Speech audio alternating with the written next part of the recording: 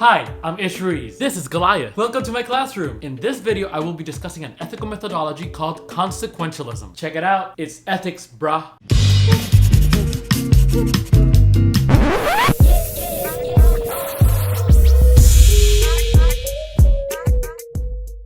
Consequentialism is an ethical methodology that emphasizes the outcome of a person's actions as the focus of that person's decision. Consequentialists believe that a decision is morally right if it produces a good set of overall consequences. Some ethicists are drawn to this method due to its calculative practicality. If you want to make a good decision, consider the possible outcomes. How many of us were told when we were kids, "You need to consider the consequences of your choices"? This practical method is familiar to us, but let's dive in deeper. In this video, I'll discuss a secular approach to consequentialism and a religious response. The secular consequentialist approaches I will discuss are those proposed by Jeremy Bentham and John Stuart Mill. Let's start with Bentham's anthropology. Unlike Kant, Bentham didn't believe that we could find a set of universal moral principles to strive for. It's also hard to find a common set of characteristics about human nature. What do all humans have in common? Bentham believes that there is one thing they have in common. All humans feel pleasure and pain, and all humans strive for happiness, which Bentham defines as the presence of pleasure and the absence of pain. It is not the eudaimonic happiness that Aristotle spoke about. It's not about the fulfillment of a set of potentials. This type of happiness is called hedonism. It refers to the pursuit of pleasure. Bentham's consequentialism is simple. You must act in a way that maximizes happiness for most people. Act in a way that produces an outcome of more pleasure and less pain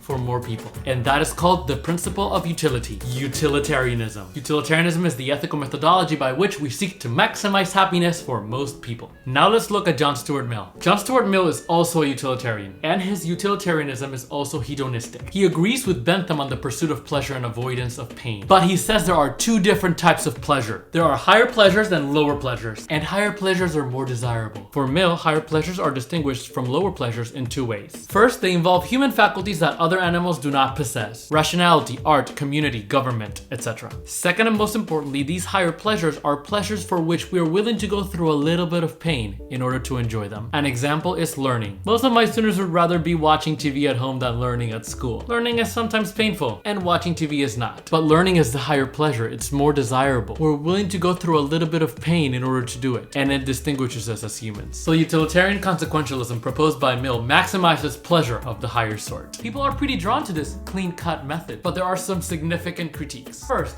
when do the consequences of our actions end? For example, let's look at the invention of the computer. What a great invention! Our life and work are much more efficient because we have computers nowadays. But there's a rise in moral issues, environmental concerns, privacy concerns, bullying, and other social injustices. And we tamper with artificial intelligence. Can you imagine if in the future computers take over the world? If that happens, can we blame the first creator of the computer? Didn't the creation of the first computer unleash this set of compounding consequences? What would a consequentialist say? Are people in the past responsible for our consequences now? If my choice now affects people thousands of years from now, am I responsible? It is unclear at what point we stop being responsible for the consequences of a particular decision. Second, if we care about consequences and not about actions, do the ends justify the means? Are we able to do whatever we want as long as it produces a good outcome for more people? Let's look at a messed up example. Pretend I have 5 people. 4 of them have medical issues in a different organ of their body. The 5th person is healthy. Can I then kill this person, harvest their organs, and transplant them onto the bodies of the people who are sick? One person suffers, but 4 are happier. That reminds me of a short story called The Lottery by Shirley Jackson. Read it. Clearly, the sole focus on the consequences is problematic. Third, does consequentialism promote a tyranny of the majority? A couple of centuries ago, most white people in the United States thought slavery was okay. If the minority of African slaves suffered,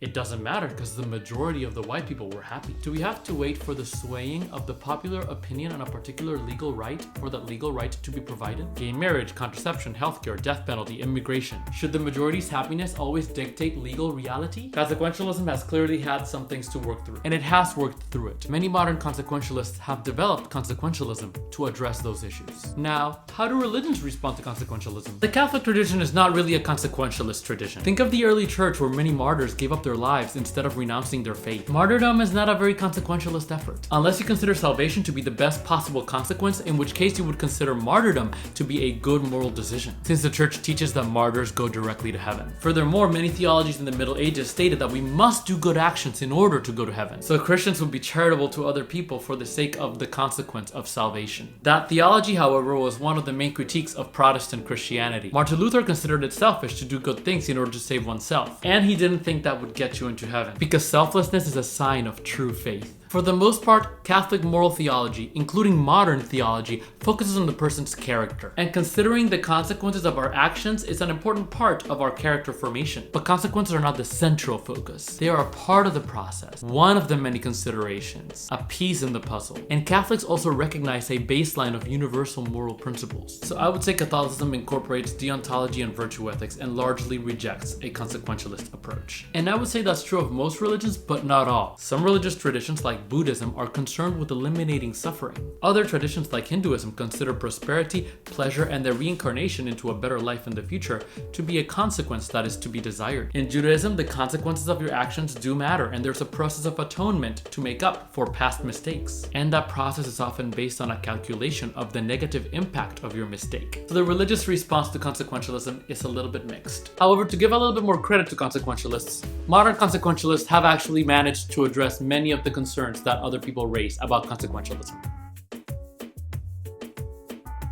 Now, utilitarian consequentialist principles are very much embedded in our democracy. Think about it. Voting is about the majority's rule, and it is often a tool to justify the actions of those in power. X decision by X precedent is justifiable because people voted for that person. It's what the majority wanted. And according to utilitarian consequentialists, the majority's happiness determines whether the decision is morally right or morally wrong. Overall, the consequentialist process of maximizing happiness is an important contribution to the field of ethics.